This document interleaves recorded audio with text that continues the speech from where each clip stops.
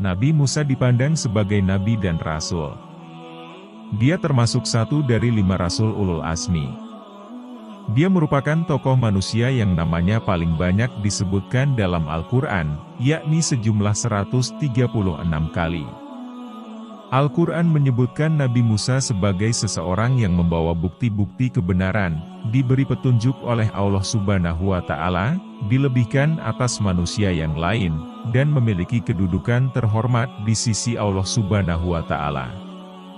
Umat Islam juga diperintahkan untuk beriman kepada wahyu Allah, baik yang diturunkan kepada Nabi Muhammad maupun kepada nabi-nabi yang lain, termasuk di antaranya adalah Nabi Musa. Juga diperintahkan untuk tidak membeda-bedakan para nabi dan berserah diri kepada Allah Subhanahu wa Ta'ala. Sebagaimana rasul yang lain, peran Nabi Musa dalam menyerukan keesaan Allah Subhanahu wa Ta'ala juga tersurat jelas. Kehidupan Nabi Musa kerap disamakan dengan Nabi Muhammad. Keduanya merupakan seorang pemimpin keagamaan, pimpinan militer, dan hakim. Beberapa literatur Islam juga menyamakan antara pengikut kedua tokoh tersebut terkait perjalanan sejarah mereka. Keluarnya Bani Israel dari Mesir disepadankan dengan hijrahnya para sahabat Nabi dari Makkah. Tenggelam dan kehancuran Fir'aun dan pasukannya juga disejajarkan dengan pertempuran Badar. Disebutkan dalam sebuah riwayat bahwa Nabi Muhammad bersabda, "Janganlah kalian melebihkanku atas Musa.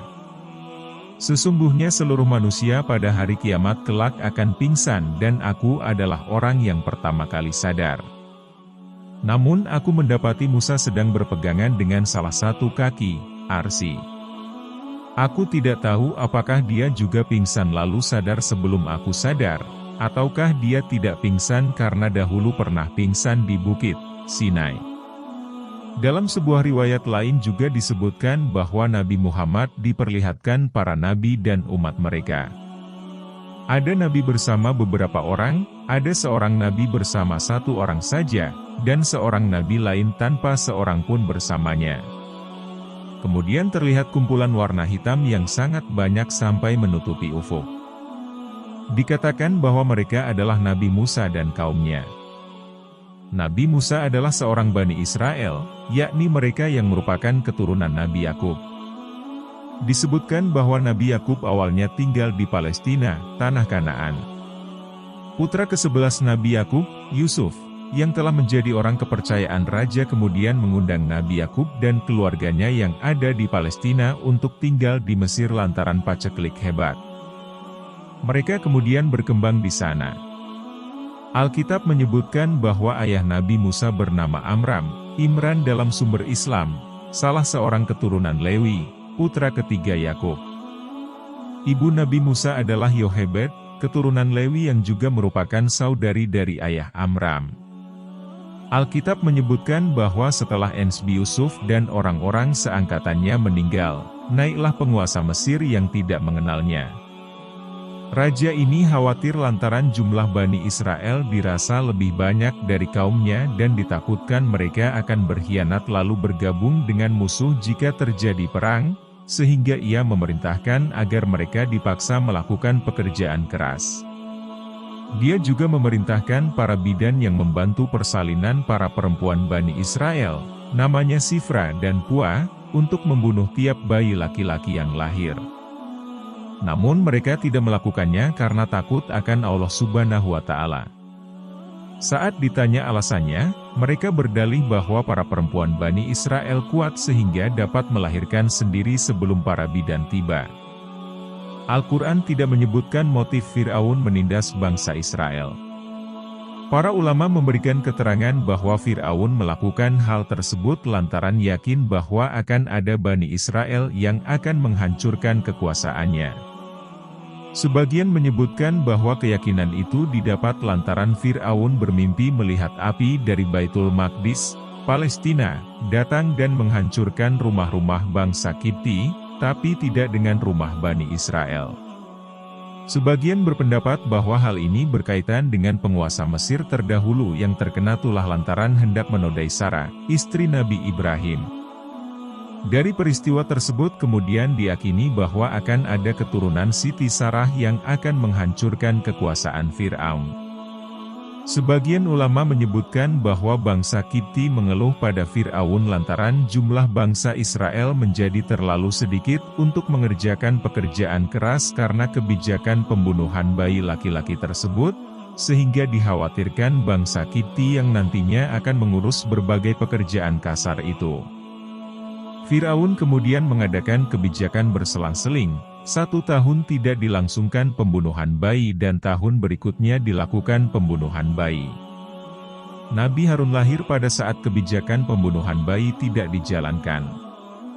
Sebagian ulama menyebutkan bahwa pembunuhan bayi laki-laki tersebut dilakukan setelah Nabi Musa dan Nabi Harun diutus menyeru Fir'aun. Sebagian menyebutkan bahwa hal itu dilakukan sejak sebelum Nabi Musa lahir dan tetap dilaksanakan setelah Musa diutus pada Fir'aun. Yohebed mendapat ilham untuk memasukkan Nabi Musa ke dalam peti pandan dan meletakkannya di tengah-tengah teberau, tanaman papirus, di tepi sungai Nil, sementara kakak perempuan Nabi Musa mengawasinya dari jauh. Peti berisi Musa tersebut kemudian ditemukan oleh perempuan istana keluarga Fir'aun. Perempuan istana itu kemudian mengangkat Nabi Musa sebagai anaknya. Menurut Al-Quran, Nabi Musa menolak semua perempuan yang dijadikan ibu susunya. Sumber Al-Quran dan Alkitab mencatat bahwa kakak perempuan Nabi Musa itu kemudian mengajukan kepada keluarga Fir'aun agar Yohebed, atau ibunda Nabi Musa menjadi ibu susu Nabi Musa. Perempuan istana itu setuju dan Musa kembali pada Yohebed selama beberapa waktu. Alkitab menyebutkan bahwa Nabi Musa berusia 3 bulan saat itu.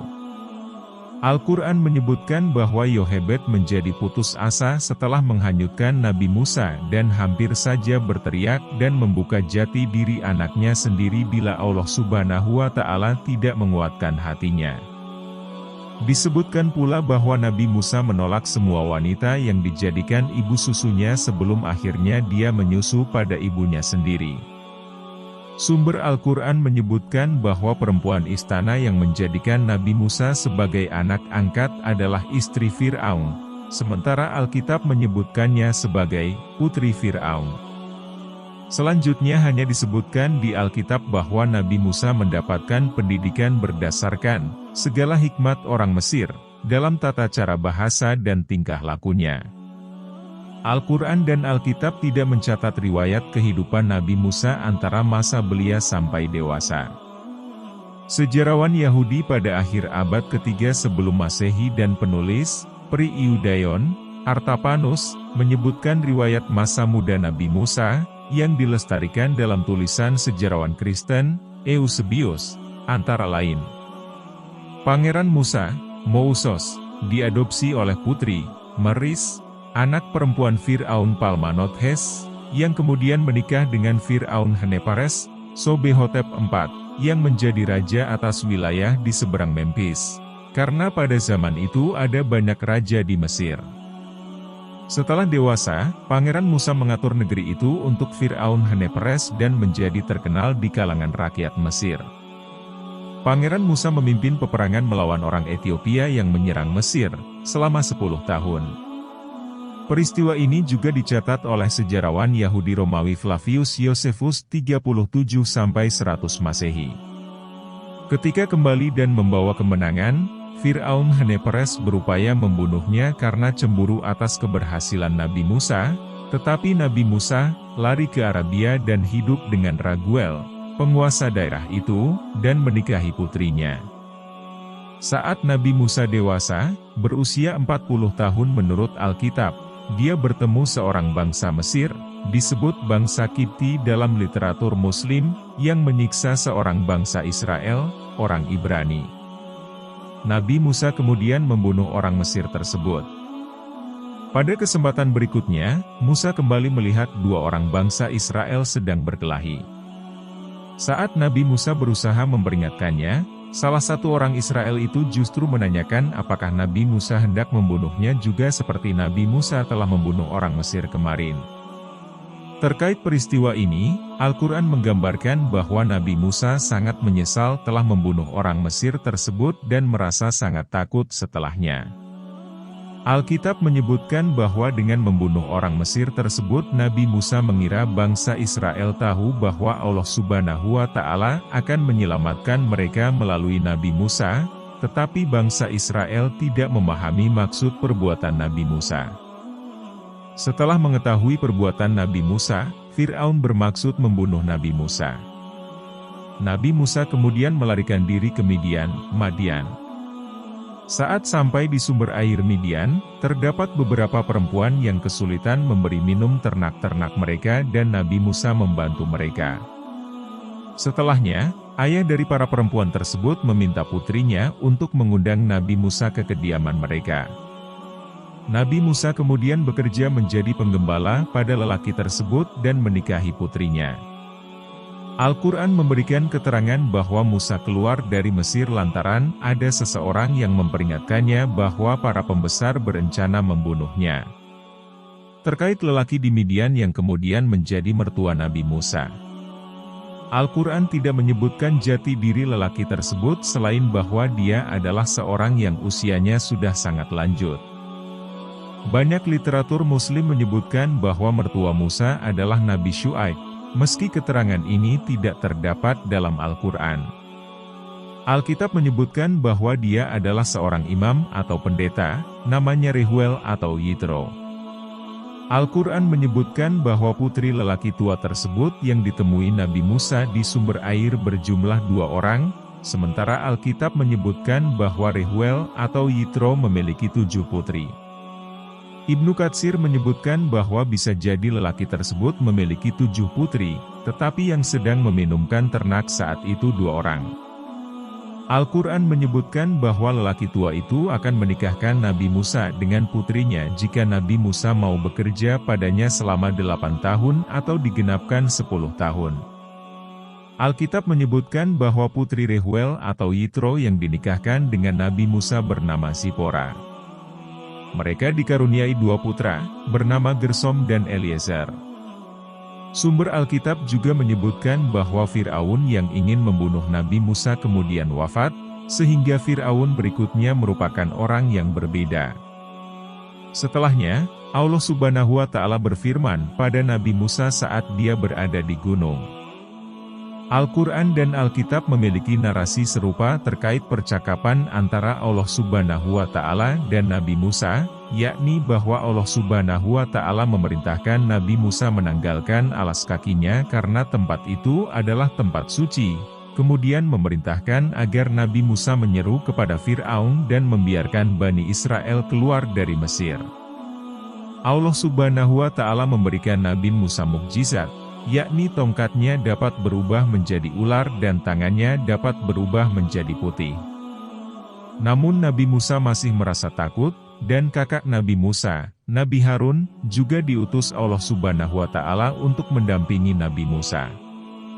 Terkait waktu, Al-Quran menyebutkan bahwa peristiwa tersebut terjadi setelah Nabi Musa menyelesaikan waktu perjanjian kerja dengan mertuanya dan saat Nabi Musa pergi bersama keluarganya. Ulama tafsir menyebutkan bahwa mereka dalam perjalanan menuju Mesir.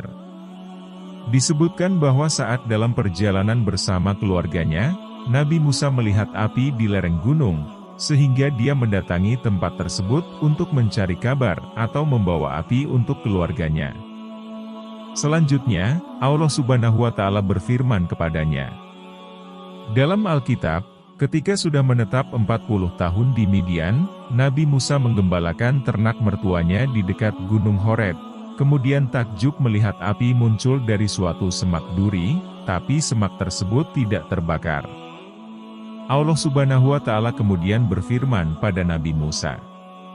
Setelahnya, Nabi Musa kembali ke kediaman mertuanya untuk meminta izin kembali ke Mesir. Kemudian dia membawa istri dan anak-anaknya pergi ke Mesir bersamanya. Al-Quran menyebutkan bahwa tempat Allah Subhanahu wa Ta'ala berfirman pada Nabi Musa adalah lembah tua, sedangkan Alkitab menyebutnya Gunung Horeb, juga ditulis sebagai Gunung Sinai. Beberapa tempat di kawasan Semenanjung Sinai, Arab Barat Laut, dan sekitarnya diidentifikasikan sebagai tempat Allah Subhanahu wa Ta'ala berfirman pada Nabi Musa, "Lihat, Gunung Sinai" dalam Alkitab. Dalam Alkitab disebutkan bahwa saat Nabi Musa dan keluarganya bermalam di tengah perjalanan menuju Mesir, Tuhan hendak membunuh Nabi Musa, tetapi setelah Zipora mengambil pisau batu dan menyunat anak Nabi Musa, maka Nabi Musa dibiarkan hidup. Namun, Zipora mengatakan bahwa Nabi Musa adalah pengantin darah, lalu membawa kedua anak Nabi Musa pulang ke Madian. Alkitab menyebutkan bahwa Allah Subhanahu wa Ta'ala berfirman pada Nabi Harun agar dia menemui Nabi Musa di padang gurun, dan keduanya bertemu di Gunung Horeb. Setelahnya, mereka berdua menemui para tetua Bani Israel sembari menunjukkan mukjizat. Mengetahui bahwa itu adalah pertanda Allah Subhanahu wa Ta'ala mendengar doa mereka yang meminta dibebaskan dari penindasan bangsa Mesir, Bani Israel kemudian berlutut dan sujud menyembah. Dalam Al-Quran disebutkan bahwa Nabi Musa dan Nabi Harun menghadap Fir'aun, menyatakan diri sebagai utusan Allah Subhanahu wa Ta'ala, dan meminta agar Fir'aun membebaskan Bani Israel. Terjadi dialog di antara mereka mengenai Allah Subhanahu wa Ta'ala. Fir'aun mengungkit masa lalu Nabi Musa yang dibesarkan di istana dan kesalahan Nabi Musa dulu, yakni membunuh seorang bangsa Mesir. Fir'aun menganggap Nabi Musa dan Nabi Harun sebagai orang yang gila dan menyatakan bahwa siapa yang menyembah selain padanya akan dipenjara. Selanjutnya, Nabi Musa menunjukkan mukjizatnya, yakni tongkat yang menjadi ular dan tangannya yang menjadi putih. Fir'aun dan pengikutnya menertawakannya dan menganggap bahwa hal itu hanyalah sihir belaka. Fir'aun menolak beriman pada Nabi Musa dan Nabi Harun yang dianggap berusaha memalingkannya dari kepercayaan leluhur, juga menganggap mereka berusaha merebut kekuasaan di Mesir dan akan mengusir Fir'aun dan pengikutnya. Kedua belah pihak kemudian menyepakati perjanjian untuk mengadakan pertandingan terbuka di hari raya antara Nabi Musa dan Nabi Harun dengan ahli-ahli sihir Mesir.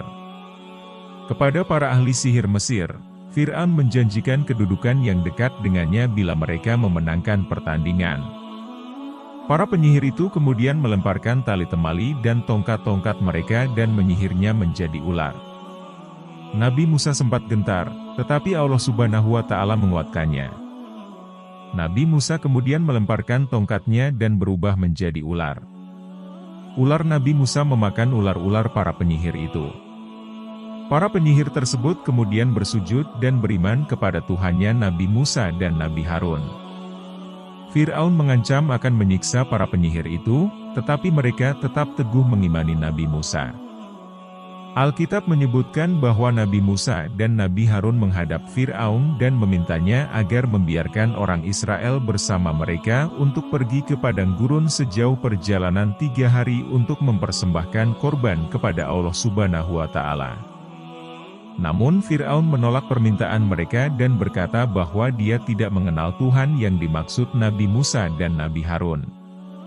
Tidak hanya melarang mereka keluar, Fir'aun bahkan menitahkan untuk memperberat pekerjaan orang Israel. Bani Israel diperintahkan mencari jerami sendiri, sebelumnya mereka menerima pasokan, tetapi tetap harus menyelesaikan jumlah batu bata sesuai target seperti sebelumnya. Lantaran hal ini, mandor-mandor Bani Israel menyalahkan Nabi Musa dan Nabi Harun. Al-Quran menyebutkan tanggapan Bani Israel terhadap Musa dan seruannya. Disebutkan bahwa keturunan kaum Nabi Musa beriman, juga takut bahwa Fir'aun dan pemuka kaumnya akan menyiksa mereka. Sebagian mengeluh dan menyebutkan bahwa mereka ditindas baik sebelum maupun sesudah Nabi Musa datang. Sebagian lagi menyatakan bahwa mereka bertawakal pada Allah Subhanahu wa Ta'ala dan berdoa untuk diselamatkan dari orang-orang kafir. Fir'aun sendiri tetap tidak beriman pada seruan Nabi Musa dan Nabi Harun. Disebutkan dalam Al-Quran bahwa Fir'aun menyatakan bahwa kerajaan Mesir adalah miliknya dan sungai-sungai mengalir di bawahnya. Dia juga mengejek Nabi Musa yang tidak ahli dalam berbicara, juga karena Nabi Musa tidak memakai gelang dari emas atau tidak diiringi para malaikat. Perkataan Fir'aun tersebut berhasil mempengaruhi para pengikutnya. Lebih jauh, Fir'aun menyatakan tidak ada Tuhan bagi kaumnya selain dirinya sendiri dan memerintahkan tangan kanannya, Haman, untuk mendirikan bangunan tinggi agar dapat melihat Tuhannya Nabi Musa. Disebutkan pula bahwa ada seorang dari keluarga Fir'aun yang beriman pada Nabi Musa dan menyeru bangsa Mesir agar turut beriman. Dalam Alkitab tertulis bahwa Allah Subhanahu wa Ta'ala mengeraskan hati Fir'aun dan para pegawainya, supaya dia dapat menunjukkan mukjizat-mukjizat pada bangsa Mesir dan dapat dikisahkan Bani Israel dari generasi ke generasi, bagaimana Allah Subhanahu wa Ta'ala mempermainkan orang Mesir agar kekuasaan Allah Subhanahu wa Ta'ala diketahui semua orang. Al-Quran menyebutkan bahwa Mesir ditimpa kemarau bertahun-tahun sebagai salah satu peringatan Allah Subhanahu wa Ta'ala, tetapi Fir'aun dan para pengikutnya menyalahkan Nabi Musa dan pengikutnya sebagai sebab kesialan yang mereka terima. Jika mereka mendapat kemakmuran, para penentang Nabi Musa menyebutkan bahwa itu karena usaha mereka. Mereka juga menegaskan bahwa bukti apa saja yang dibawa Nabi Musa dan Nabi Harun untuk menyihir mereka, mereka tetap tidak akan beriman. Negeri Mesir kemudian dilanda topan, serangan belalang, wabah kutu, menyebarnya katak-katak di sepenjuru negeri, dan air minum bangsa Mesir berubah menjadi darah. Fir'aun dan pengikutnya memohon pada Nabi Musa agar dia dapat mendoakan mereka agar terbebas dari segala bencana tersebut dengan janji akan membiarkan Bani Israel pergi bersamanya. Namun setelah azab tersebut hilang, mereka mengingkari janjinya. Dalam Alkitab disebutkan bahwa Allah menimpakan 10 tulah atau azab kepada bangsa Mesir. Tulah pertama, darah. Nabi Harun memegang tongkat dan mengulurkan tangannya ke atas sungai, selokan, kolam, dan semua sumber air Mesir, dan semua air tersebut berubah menjadi darah. Namun ahli-ahli sihir Fir'aun juga dapat membuat hal yang sama sehingga Fir'aun tetap menolak permintaan Nabi Musa. Tulah kedua, Nabi Harun mengulurkan tangannya dengan tongkat ke perairan Mesir dan keluarlah katak-katak dalam jumlah besar dan memenuhi Mesir. Fir'aun kemudian meminta Nabi Musa dan Nabi Harun berdoa pada Tuhan untuk menghilangkan katak-katak tersebut dengan janji akan membiarkan Bani Israel pergi. Namun Fir'aun mengingkari janjinya setelah katak-katak tersebut hilang. Tulah ketiga, Nabi Harun memukulkan tongkatnya pada debu tanah dan muncullah nyamuk yang menghinggapi manusia dan binatang. Tulah keempat, lalat pikat mengerubuti negeri Mesir, termasuk istana Fir'aun dan pegawai-pegawainya, tapi tidak dengan kediaman Bani Israel. Fir'aun meminta Nabi Musa dan Nabi Harun berdoa pada Tuhan untuk menghilangkan katak-katak tersebut dengan janji akan membiarkan Bani Israel pergi, tetapi kemudian Fir'aun mengingkari janjinya lagi. Tulah kelima, hewan-hewan ternak bangsa Mesir mati terkena penyakit sampar, tapi tidak dengan milik Bani Israel. Tulah keenam, Nabi Musa mengambil segenggam abu dari tempat pembakaran dan menghamburkannya di udara. Abu itu menjadikan manusia dan hewan terkena bisul bernanah, termasuk ahli sihir Fir'aun. Tulah ketujuh, Nabi Musa mengangkat tongkatnya ke langit, kemudian turunlah hujan es dahsyat disertai petir yang sambar menyambar. Seluruh negeri Mesir dilanda hujan es, kecuali daerah pemukiman Bani Israel. Fir'aun meminta Nabi Musa dan Nabi Harun berdoa pada Tuhan untuk menghilangkan tulah tersebut dengan janji akan membiarkan Bani Israel pergi, tetapi kemudian Fir'aun mengingkari janjinya lagi. Tulah kedelapan, Nabi Musa mengacungkan tongkatnya ke langit dan bertiuplah angin timur membawa belalang yang sangat banyak jumlahnya dan memenuhi Mesir. Fir'aun kembali memohon untuk menghilangkan bencana yang muncul, tapi kembali mengingkari janjinya setelah tulah tersebut hilang. Tulah ke-9, Mesir dilanda kegelapan selama 3 hari, tapi tidak dengan pemukiman Bani Israel. Tulah ke-10, kematian anak sulung. Berbeda dengan tulah sebelumnya yang hanya menimpa bangsa Mesir dan tidak mengenai Bani Israel tanpa melakukan upaya perlindungan khusus. tulah terakhir ini merata dan dapat mengenai siapa saja. Sebelum tulah turun, Allah Subhanahu wa Ta'ala memerintahkan Nabi Musa agar Bani Israel meminta perhiasan emas dan perak dari tetangga-tetangga mereka bangsa Mesir. Bangsa Mesir kemudian memberikannya. Bani Israel diperintahkan Allah Subhanahu wa Ta'ala untuk menyembelih, memanggang, dan memakan seekor domba atau kambing jantan, serta darah hewan tersebut ditorehkan pada kedua tiang pintu dan pada ambang atas pintu pada tiap-tiap rumah keluarga Bani Israel yang memakannya. Malamnya, matilah semua anak sulung bangsa Mesir, mulai anak raja sampai anak tahanan. Semua ternak yang pertama lahir juga mati. Malam itu juga, Fir'aun memanggil Nabi Musa dan Nabi Harun menyuruh mereka pergi dari Mesir bersama Bani Israel. Al-Quran menyebutkan bahwa rombongan Bani Israel keluar pada malam hari. Fir'aun kemudian mengirim utusan ke kota-kota guna menghimpun pasukan untuk mengejar Bani Israel dan mereka berhasil menyusul saat matahari terbit. Maka saat kedua kelompok tersebut dapat saling melihat, sebagian Bani Israel ketakutan, kita benar-benar akan tersusul. Allah Subhanahu wa Ta'ala mewahyukan agar Nabi Musa memukulkan tongkatnya ke laut dan laut terbelah.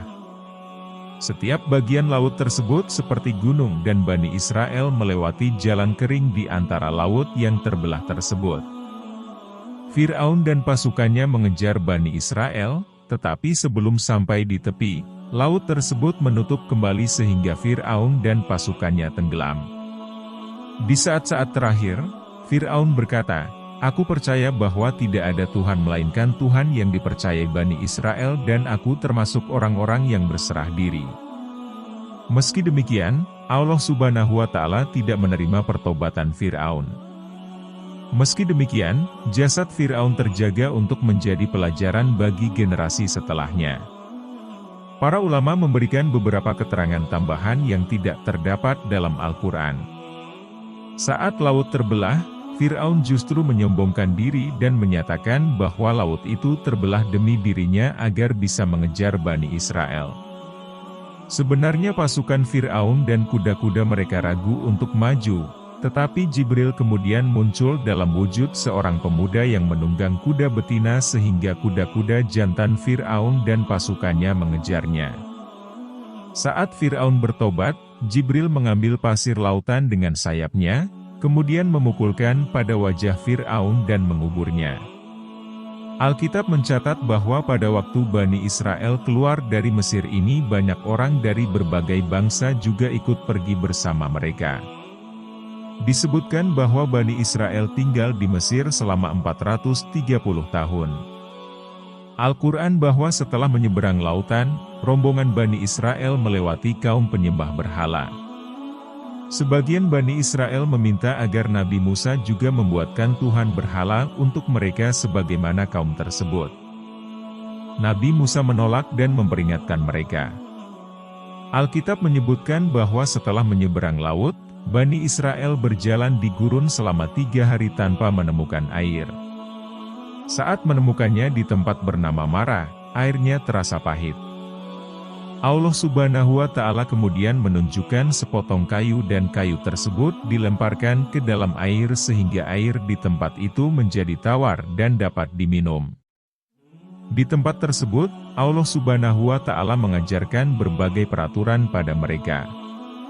Setelahnya, mereka pergi dan berkemah di Elim dan di sana terdapat 12 mata air dan 70 pohon kurma.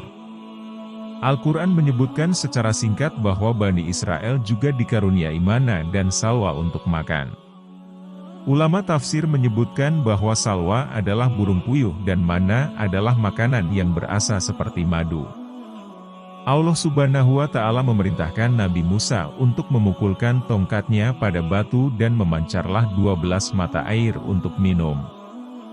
Diterangkan dalam Alkitab bahwa saat berada di Rafidim, bangsa Amalek menyerang Bani Israel. Nabi Musa kemudian memerintahkan Yosua, Yusha, dalam Islam, bin Nun untuk memilih beberapa orang dan bertarung melawan Amalek. Bersama Nabi Harun dan Hur, Nabi Musa naik ke atas bukit. Saat Nabi Musa mengangkat tangannya, Bani Israel menang, tetapi saat menurunkan tangan, Amalek yang menang. Saat Nabi Musa kelelahan, Nabi Harun dan Hur mengambil batu untuk Musa duduk dan mereka berdua menopang tangan Nabi Musa sampai matahari terbenam. Pasukan Yosua akhirnya berhasil mengalahkan Amalek. Di tempat itu pula Yitro, mertua Nabi Musa, datang berkunjung dengan membawa serta Zipora, istri Nabi Musa, dan kedua anak laki-lakinya, Gersom dan Eliezer. Yitro menasihati Nabi Musa untuk mengangkat para hakim guna membantunya mengadili kasus-kasus yang ada pada bangsa Israel. Kemudian mereka berangkat dari Rafidim dan tiba di padang gurun Sinai dan berkemah di depan gunung Sinai pada bulan ketiga setelah Bani Israel keluar dari tanah Mesir.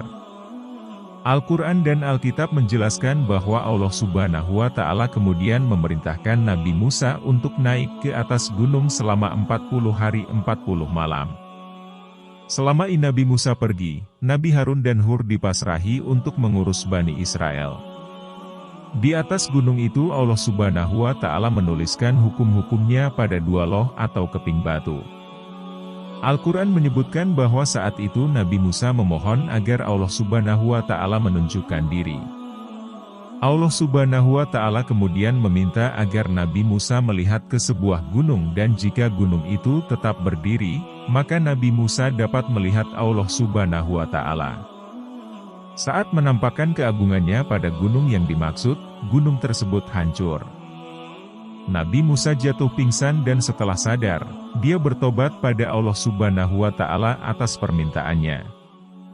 Sebagian ulama menjelaskan bahwa awalnya Allah Subhanahu wa Ta'ala memerintahkan Nabi Musa untuk berdiam selama 30 hari di gunung dan Allah Subhanahu wa Ta'ala akan berfirman padanya di hari terakhir. Nabi Musa berpuasa selama 30 hari tersebut dan setelahnya dia menggosok giginya dengan siwak sebelum bermunajat pada Allah Subhanahu wa Ta'ala untuk menghilangkan bau mulutnya. Namun Allah Subhanahu wa Ta'ala justru menyatakan bahwa bau mulut orang berpuasa lebih harum dari minyak kasturi, sehingga Allah Subhanahu wa Ta'ala memerintahkan Nabi Musa untuk berpuasa 10 hari lagi. Di tempat lain, Bani Israel merasa Nabi Musa terlalu lama berada di gunung. Perhiasan-perhiasan emas yang dibawa Bani Israel kemudian dilemparkan ke api dan dibuatlah patung sapi emas dan dinyatakan bahwa patung tersebut adalah Tuhan. Banyak Bani Israel kemudian menyembahnya. Saat turun dari gunung, Nabi Musa sangat marah dengan perbuatan Bani Israel sampai melemparkan lauh-lauh atau kepingan batunya dan kemudian menghancurkan patung sapi tersebut. Nabi Musa juga memarahi Nabi Harun lantaran dianggap lalai menjaga Bani Israel. Terdapat perbedaan pendapat mengenai pihak yang bertanggung jawab atas peristiwa tersebut. Alkitab menyebutkan bahwa Nabi Harun sendirilah yang membuat patung tersebut. Al-Quran menyebutkan bahwa seseorang yang disebut Samiri yang melakukannya, sementara Nabi Harun sendiri sudah berusaha mencegah Bani Israel melakukan penyembahan sapi tersebut, tapi peringatan tersebut tidak diindahkan lantaran dia dipandang lemah dan diancam akan dibunuh. Saat Nabi Musa menanyai alasan Samiri melakukan perbuatan tersebut, dijawab bahwa dirinya mengetahui hal yang tidak orang lain ketahui, jadi dia mengambil segenggam jejak Rasul, kemudian melemparkannya ke dalam api tempat membakar perhiasan emas tersebut. Sebagian ulama menafsirkan bahwa yang dimaksud jejak Rasul adalah tanah bekas tapak kaki kuda Jibril saat menyeberangi laut. Saat tanah tersebut dimasukkan ke dalam tubuh patung, patung tersebut dapat bersuara seperti suara sapi. Ulama lain menjelaskan bahwa tanah itu membuat patung tersebut menjadi seperti sapi sungguhan yang memiliki daging dan darah, juga bersuara selayaknya sapi hidup. Al-Quran menyebutkan bahwa Nabi Musa kemudian mengusir Samiri. Al-Quran menyebutkan bahwa setelahnya, Nabi Musa memerintahkan Bani Israel untuk bertobat dan membunuh diri mereka sebagai bentuk pertobatan. Al-Quran menjelaskan bahwa setelahnya, Musa memilih 70 orang dari kaumnya untuk bertobat pada Allah Subhanahu wa Ta'ala. Saat mereka ditimpa gempa, Nabi Musa memohon pengampunan pada Allah dan meminta agar Allah Subhanahu wa Ta'ala jangan membinasakan kaumnya lantaran perbuatan sebagian dari mereka. Para ulama menjelaskan bahwa di antara ke-70 orang tersebut adalah Harun, Yusha, Nadab, dan Abihu. Al-Quran juga menjelaskan bahwa sebagian Bani Israel menyatakan tidak akan beriman kalau tidak melihat Allah secara langsung, maka mereka mati disambar petir, tetapi Allah Subhanahu wa Ta'ala menghidupkan mereka kembali. Muhammad bin Ishaq menjelaskan bahwa 70 orang terbaik dipilih di kalangan Bani Israel untuk meminta pengampunan di gunung.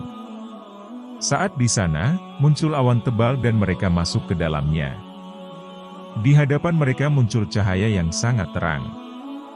Allah kemudian berfirman pada Nabi Musa dan menyampaikan berbagai hukum. Setelahnya, Nabi Musa mendatangi kaumnya, tapi mereka menyatakan tidak mau beriman sebelum melihat Allah. Maka Allah Subhanahu wa Ta'ala menyambar mereka dengan halilintar. Al-Quran menjelaskan bahwa Nabi Musa memerintahkan Bani Israel untuk masuk ke negeri yang telah ditentukan Allah Subhanahu wa Ta'ala untuk mereka. Namun mereka tidak mau memasukinya dengan alasan penduduk di sana sangat kuat dan kejam. Dua orang di antara Bani Israel berusaha meyakinkan yang lain bahwa mereka akan memperoleh kemenangan melawan penduduk negeri tersebut, tetapi tetap saja Bani Israel yang lain tidak tergerak. Puncaknya, mereka justru meminta Allah dan Nabi Musa berperang sendiri melawan penduduk tersebut, sementara mereka akan menanti. Maka Allah Subhanahu wa Ta'ala mengharamkan negeri itu pada Bani Israel selama 40 tahun dan selama itu, mereka akan berputar-putar kebingungan di muka bumi. Alkitab menjelaskan bahwa Nabi Musa mengutus 12 orang pengintai untuk meninjau tanah Kanaan, Palestina. Setelah kembali, mereka melaporkan bahwa negeri itu memiliki susu dan madu yang melimpah, juga bangsa yang tinggal di sana sangat kuat dan tinggal di kota besar berbenteng. 10 pengintai di antara mereka menyebutkan bahwa Bani Israel tidak akan mampu melawan bangsa tersebut, menyebarkan cerita bohong bahwa penduduk negeri itu adalah penduduk negeri tersebut seperti raksasa sehingga mustahil untuk direbut. Laporan tersebut menjadikan Bani Israel mengeluh dan marah, bahkan mereka hendak mengangkat seorang pemimpin baru dan kembali ke Mesir. Dua di antara pengintai tersebut, Yosua bin Nun dari suku Efraim dan Kaleb bin Yefune dari suku Yehuda berusaha keras meyakinkan Bani Israel yang lain bahwa mereka bisa mengalahkan penduduk tersebut karena Tuhan menyertai mereka, tetapi orang-orang tersebut justru mengancam akan melempari mereka dengan batu. Allah kemudian menghukum Bani Israel. Mereka semua yang berusia di atas 20 tahun, kecuali Yosua dan Kaleb, akan mati di gurun dan tidak akan bisa memasuki negeri yang dijanjikan tersebut. Setelah Nabi Musa menyampaikan hukuman Allah tersebut, Bani Israel menjadi sedih dan keesokan harinya, mereka berusaha merebut negeri tersebut tanpa restu Nabi Musa. Meski Nabi Musa telah melarang, mereka tetap nekat dan mereka dikalahkan oleh bangsa Amalek dan penduduk Kanaan. Al-Quran menyebutkan bahwa salah seorang kaum Nabi Musa bernama Karun dianugerahi kekayaan yang sangat banyak. Saat sebagian orang memperingatkannya agar jangan terlalu membanggakan diri, Karun membalas bahwa dia dikaruniai semua kekayaan tersebut karena ilmunya. Suatu hari, dia keluar dengan menunjukkan kemegahannya. Mereka yang cenderung pada dunia menjadi iri dan ingin seperti Karun, tetapi orang-orang saleh justru membenci yang dilakukan Karun. Allah Subhanahu wa Ta'ala kemudian membenamkan Karun dan rumahnya ke dalam bumi. Para ulama memberikan beberapa keterangan tambahan. Disebutkan bahwa Karun memiliki suara yang merdu saat membaca Taurat, tapi dia termasuk orang munafik seperti Samiri. Karun membayar seorang wanita pelacur untuk mengatakan di depan halayak bahwa Nabi Musa telah melakukan perbuatan senonoh terhadapnya. Nabi Musa kemudian mendatangi wanita tersebut dan dia akhirnya mengaku bahwa Karun yang memerintahkannya berbuat demikian. Nabi Musa kemudian mendoakan keburukan pada Karun. Kisah Karun dipersamakan dengan kisah Korah dalam Alkitab, dan dicatat bahwa ketika Bani Israel masih dalam pengembaraan di padang gurun, Korah bin Yizar bin Kehat bin Lewi, putra paman Nabi Musa, Datan dan Abiram, keduanya putra Eliab, serta On bin Pelet, ketiganya dari suku Ruben, mengajak 250 orang termasuk pemimpin-pemimpin umat dan orang ternama untuk memberontak melawan Nabi Musa. Mereka berkumpul mengerumuni Nabi Musa dan Nabi Harun untuk menggugat kepemimpinan kedua orang itu. Nabi Musa menyatakan bahwa Korah dan para pengikutnya harus datang di depan kemah suci sambil membawa tempat-tempat api pada besok hari, mengisinya dengan bara api dan dupa, dan membawanya ke mezbah. Besoknya, cahaya muncul dan Tuhan berfirman pada Nabi Musa, memerintahkan agar Bani Israel menjauhi kemah-kemah Korah dan pengikutnya. Setelahnya, tanah terbelah, menelan Korah dan segala harta bendanya. Lalu Tuhan mendatangkan api dan menghanguskan 250 orang pengikut Korah. Al-Quran menyebutkan bahwa Nabi Musa memerintahkan Bani Israel untuk menyembelih seekor sapi betina yang tidak tua dan tidak muda, berwarna kuning tua, belum pernah dipakai membajak tanah atau mengairi tanaman, sehat, dan tanpa belang. Dari salah satu anggota tubuh sapi tersebut kemudian dipukulkan ke jasad dari seseorang yang mati dibunuh, kemudian dia dapat hidup kembali. Sebagian ulama mengisahkan bahwa ada salah seorang Bani Israel yang kaya raya, sudah berusia lanjut, dan memiliki banyak keponakan. Mereka mengharapkan kematiannya agar segera mewarisi hartanya. Salah seorang dari mereka kemudian membunuhnya dan kemudian terjadi perdebatan mengenai jati diri pelakunya. Saat perkara itu dibawa ke hadapan Nabi Musa, dia memerintahkan mereka menyembelih sapi yang berwarna kuning kemerahan, dan ciri-ciri lainnya. Setelahnya, jenazah dipukul dengan menggunakan bagian dari tubuh sapi tersebut. Jenazah tersebut hidup kembali dan memberitahukan pembunuhnya. Diriwayatkan dalam sebuah hadits bahwa saat waktu kematian Nabi Musa tiba, malaikat maut mendatanginya terang-terangan, tetapi Nabi Musa langsung menamparnya hingga buta. Malaikat maut kembali dan mengadu pada Allah.